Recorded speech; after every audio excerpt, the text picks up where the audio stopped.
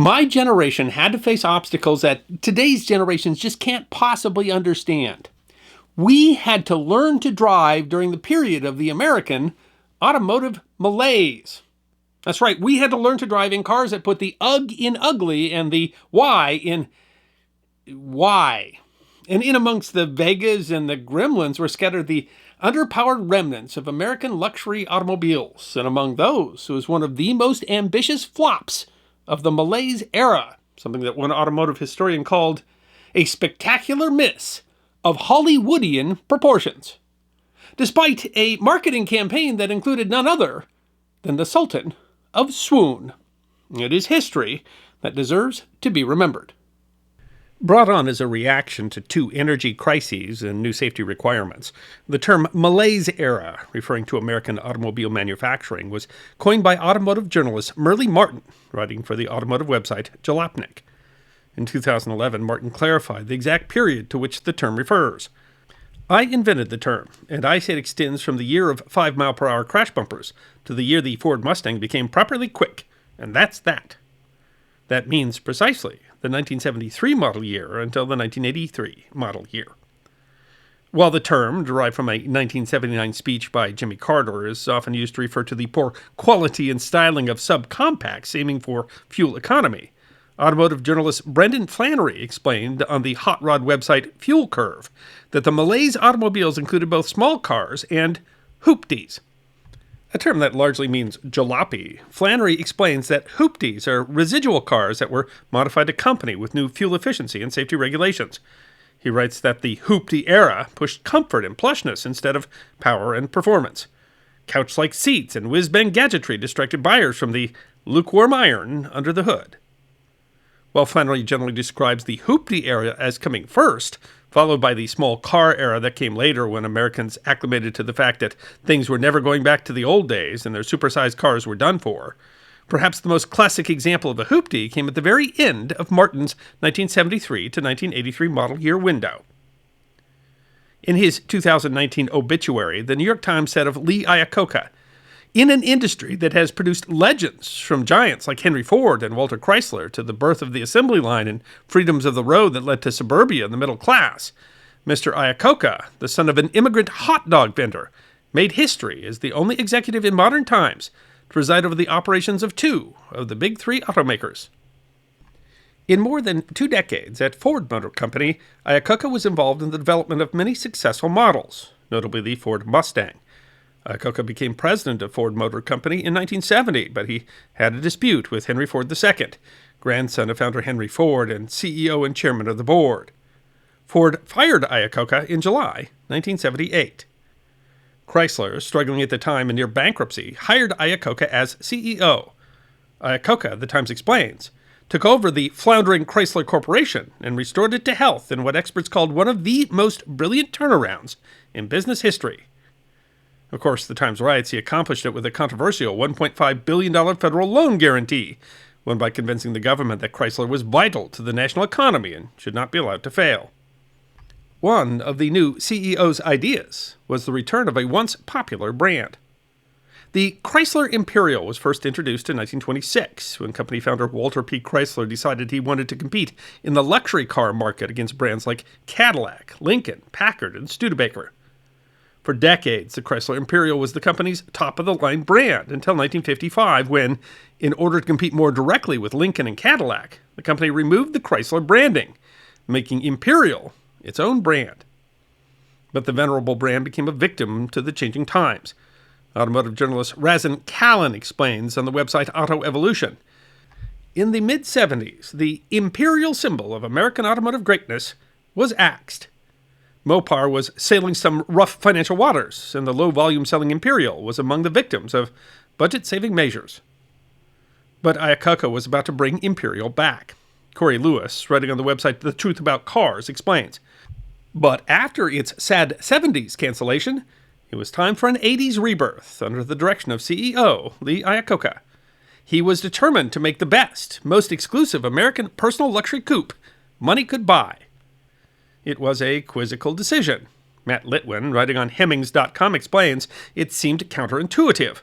Why would a struggling company dump resources into a new, full-size luxury car when everyone was going small? Blame Lee Iacocca, who, according to former director of body engineering Burton Beaucamp, asked where the division's Cadillac Lincoln competitor was after joining Chrysler in 1978. At the time, the K-Car line had just come out and was not at all a guaranteed success, and Iacocca needed to keep the traditional Chrysler customer in mind. Bob Merlis explained in a 2014 edition of Motor Trend. Front-wheel drive compact cars were obviously the wave of Chrysler's future, but the taste of traditionalists, read older folks, had to be addressed. The company's M-Body platform, the basis for taxi and police fleets, was reborn as the J-Body for the Cordoba and Murata personal luxury coupes. The Ultra J was the Imperial. There's some disagreement over the branding, whether this was a Chrysler Imperial or a standalone brand as before, but the Chrysler branding was at least subdued and the Imperial name highlighted. Kellen writes, all the Chrysler's name, logo, script, badge, or hint was eliminated. The car was simply called the Imperial. It did sport the Pentastar on the hood, steering wheel, and exterior opera lights just behind the door, but it wasn't a regular, everyday, normal badge. It was a Cartier Crystal, the first sign of the opulence Chrysler was offering. This was a very different car than the previous models of the brand. Brian Ernest, writing in a 2010 edition of Old Cars, writes that Chrysler had discontinued the Imperial nameplate after the 1975 model year, but from 1981 to 83, they brought back the name for a fancy, bustle-back coupe that was a radical departure from anything else in Lee Iacocca's world at the time. Litwin writes that the new Imperial had forward-thinking design elements, out-of-character build quality, and one-price luxury. The 1981 Imperial only came in a two-door coupe, the so-called personal luxury car space. It was loaded with innovation. Litwin notes that interiors were opulent, with seating for 6 on Mark Cross leather or Yorkshire cloth, and technologically advanced. The Imperial was the first domestic car to feature a completely digital instrument cluster. A multifunction panel was also included, tied to a 9-button information center, enabling drivers to easily monitor essential information. Chrysler's use of technology was extended to the engine, too. At the core was the corporation's basic 318 cubic inch V8 architecture, but it featured a new continuous flow electronic fuel injection system, developed by the same engineers who had managed NASA's Apollo space program's electronics. Callan explains that according to the Mopar boss of the era, the Imperial's continuous flow electronic fuel injection improved driving efficiency threefold. Starting is simpler, quicker, surer. Smooth engine performance is immediate as EFI controls the engine idle for smooth running even on the coldest mornings. Balks and stalls are virtually eliminated. Merlis writes in Motor Trend, the Chrysler Imperial had it all. A remote trunk release, concealed headlights, a fully electronic digital dashboard, odometer, speedometer, clock, fuel mileage monitor, gear indicator was viewed via vacuum fluorescent display. Cruise control, power door locks, an integrated garage door opener, air conditioning, and power seats, not to mention a Mark Cross gift set with umbrella, were all part of the package. The combination seemed to guarantee success. Lewis writes that Iacocca and the folks behind Imperial felt that their new coupe would be an easy success, given all its style, engineering, and technological prowess. People desired the Imperial. In order to assure rarity, Chrysler limited production to just 25,000 units.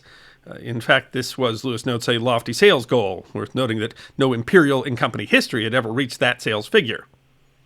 But Iacocca had another trick up his sleeve. The chairman of the board of Chrysler would call on another chairman of the board. Brian Corey writes in an edition of This Day in Automotive History, in a bold move to reinvigorate the brand, Iacocca turned to his friend, Frank Sinatra. The singer's involvement lent a touch of star power that resonated with consumers and enthusiasts alike, breathing new life into the Imperial's image. Iacocca was proud to show off his celebrity connections, and Sinatra, a June 13, 1980 edition of the Washington Post reports, said he was impressed with Chrysler chairman Lee Iacocca's personal crusade to save American jobs. For purportedly just $1 in compensation, Sinatra helped to market the car, not only in print ads, but in television and radio commercials that included a Sinatra song written just for the Imperial called It's Time. Among his many efforts to sell the Imperial, the UPI reported in October of 1980 that Sinatra became an automobile salesman in a promotional stunt to introduce the 1981 Chrysler Imperial by selling one of the luxury cars to actor Gregory Peck. Standing in a Chrysler showroom Wednesday, Sinatra gave Peck symbolic keys to a new Imperial in exchange for Peck's check for $18,300. Iacocca and Sinatra were featured in a multi-page advertising supplement entitled "The Chairman of the Board Tells the Chairman of the Board Why It's Time for Imperial." The ad featured a conversation between the two, with Sinatra asking softball questions like, "When you build a luxury car, where do you start?" and touting the high-tech amenities with lines like, "Come on, Lee, this country can put a man on the moon, but we can't build an automobile, right? Where's our technology when it comes to things that we use every day?" To which Iacocca answers, "When I look at the new Imperial, I see an electronic marvel." The ad would be followed by a truly stunning publicity campaign, the Frank Sinatra Edition, or FS Imperial. Mirrlees writes, "The dialogue between the two chairmen was artful enough to spawn a special Frank Sinatra Edition Chrysler Imperial, available only in glacier blue, to match Sinatra's eyes." Writing on the website On All Cylinders in 2021, automotive journalist Paul Sakalis writes, "As we celebrate Frank Sinatra's birthday on December 12th, it's also the perfect time to remind ourselves about the exclusive 1981 and 1982 Imperial Frank Sinatra editions. Yep, Old Blue Eyes had his very own luxury car, and it was going to be top shelf, baby." Mirrlees explains, "The interior is as sumptuous as any car of the era. The blue carpet that crawls up the door panels is closer to faux orangutan fur than deep pile. Seats were trimmed in either Mark Cross leather or velvet. It even came wearing jewelry. The pentastars and the hood ornament, the steering wheel and the B-pillar were real Cartier crystal." The website Max Motor City Garage writes that all the appointments were said to be approved by Sinatra himself, who was a bit of a car guy. Motor Trend's Aaron Gold quipped that the Sinatra edition also, presumably, detected reporters that were near the car and punched them. As a special touch, it carried special gold badging and a console with 16 Sinatra cassettes from reprised records and a cassette carrying case by Mark Cross. You listen to them in Imperial's AM/FM stereo cassette player, perched atop a locking wood veneer cassette storage cabinet, Sakalis notes. The cassettes created a small problem. Mirrlees writes that when Chrysler put in its initial order for the Sinatra cassettes, Lou Dennis was the sales director at Warner Brothers Records, the parent company of Reprise. Dennis, exercising fiduciary caution, refused to fill the order for such titles as September of My Years, Sinatra's Sinatra, and It Might As Well Be Swing, without full payment in advance. Federal loan guarantees notwithstanding, he thought Chrysler could still fold, so cash up front was the only way he'd ship to the carmaker. In another publicity stunt, Sinatra himself received the first Sinatra Edition Imperial off the assembly line, a gift from Iacocca, and thanks for his efforts to market the car. Brian Corey writes in This Day in Automotive History, "In the annals of automotive history, certain moments stand out as truly iconic. One such moment occurred on August 11th, 1980, when legendary crooner Frank Sinatra took the wheel of the very first 1981 Imperial, rolling off the assembly line at Chrysler's Windsor, Ontario plant. This event marked a symbolic turning point for both the automobile industry and the entertainment world." So backed by the genius CEO and sold by one of the most popular entertainers in the world, packed with high-tech gizmos and luxury amenities, the 1981 Imperial had to be a rare success in the era of the automotive malaise. Right? Well, not so much. Littman writes, "Unfortunately, Chrysler's expectations of 25,000 units per year didn't materialize. Only 7,225 were built in the first year of production, despite the appeal of the limited production Frank Sinatra editions announced in January 1981. Collectively, 10,981 Imperials were built through 1983, according to most published reports, before the program was canceled once again." Gold is more direct. "In 3 years of production, Chrysler convinced fewer than 11,000 hapless buyers to take one home." It turns out that Chrysler wasn't quite ready for the space age. Callan notes that the fuel injection system was untested. Fuel injection added power, idled effortlessly, improved gas economy, and was environmentally superior to carburetors. But Chrysler never used this particular system on any of its cars before. No living soul on planet Piston had experimented with the electronically governed continuous flow injection. Turns out that what was supposed to be a selling point often failed miserably, and the system that was intended to eliminate balks in stalls caused them instead. Reportedly, even Sinatra's own car failed him, although there are various stories as to where and when, with one story saying that he literally walked away from the car when it stalled at an intersection. The problems were said to have caused stress between Sinatra and Iacocca, although Sinatra was present at Iacocca's gala retirement party in 1992. But that was not the only problem. Gold writes that the Imperial had a digital dashboard that didn't work, an electronic fuel injection system that didn't work, and a series of extra quality checks at the factory that definitely didn't work. Kellen writes that rich people, however, use more sophisticated tooling to solve problems, lawyers and lawsuits. And Mother Mopar resorted to the tried and tested carburetor installed for free. Instead of repairing the fuel injection, Chrysler replaced it, together with the gas tank, exhaust, digital dashboard, and intake manifold. Additionally, Lewis explains automotive journalists weren't so positive. The Imperial was big, heavy, slow, and didn't handle with finesse because of its aged roots and sloppy suspension setup. With super high pricing and lukewarm media reception, customers generally stayed away from the Imperial. Not only were sales a disappointment, but Lippmann notes the car's 36-month warranty scared dealers, and only a limited number of dealerships sold the car because they were reluctant to become involved with repairs. Kellen notes it's estimated that every Imperial produced in the 3-year run cost Chrysler over $10,000 in warranty claims. The retrofitting of the carburetors allegedly burned a $3,500 hole in the corporation's budget. Add the 50 technician hours per car, and it becomes obvious why the Imperial was sacked after 3 years. Ultimately, it failed, Kellen writes, a spectacular miss of Hollywoodian proportions. To be fair, it wasn't just problems with the cars, it was problem with the times. The personal luxury car market was just not what it once was. Lewis notes that in 1981, Cadillac saw sales drop by 40%, and Lincoln sold half as many marks as it was accustomed to. And of course, Chrysler was okay. Gold notes that luckily for Chrysler and Old Blue Eyes, the success of the K car eclipsed the failure of this disgrace to the once great Imperial name. That failure is indicative of a lesser-known part of the era of American automotive malaise. While we tend to talk about ugly designs and less than thrilling subcompacts, the hoopties are just as important. Cars that, with new safety and fuel efficiency standards crippling performance, turn towards over-the-top amenities and untested tech gimmicks. But the short-lived revival of the Imperial brand would deserve to be remembered for the connection to Frank Sinatra alone.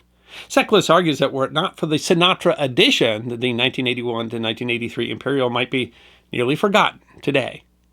And Brian Corey argues that the collaboration between Frank Sinatra and Lee Iacocca embodies a powerful narrative of resilience, reinvention, and the enduring power of friendship.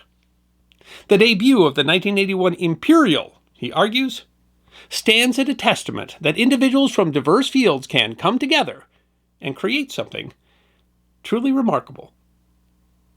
I hope you enjoyed watching this episode of The History Guy, and if you did, please feel free to like and subscribe and share The History Guy with your friends. And if you also believe that history deserves to be remembered, then you can support The History Guy as a member on YouTube, a supporter on our community at Locals, or as a patron on Patreon. You can also check out our great merchandise shop or book a special message from The History Guy on Cameo.